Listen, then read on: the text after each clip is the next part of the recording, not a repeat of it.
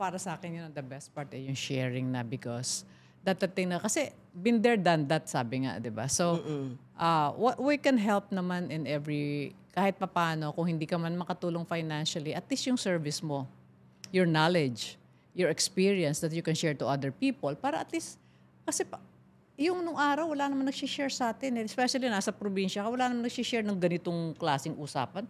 Walang ganon. So mabuti nga yung mga kabataan ngayon, may mga naririnig na silang ganitong klaseng usapan, pwede tayong matuto. Na parang, ay oo nga, dapat pala ganon ang gawin ko. Dapat pala hindi ako magpabigla-bigla ng desisyon para pumasok sa isang relasyon. Lalo na kung, yun nga, lalo kung nag-aaral ka pa.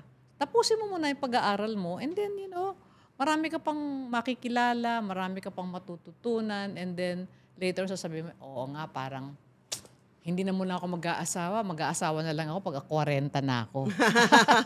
So, importante talaga yung ma-self-actualize mo yung gusto mo para sa sarili mo. So, parte yun saka sabi nga nila, when you love and respect yourself, you attract partners who will love and respect you as well. Yes.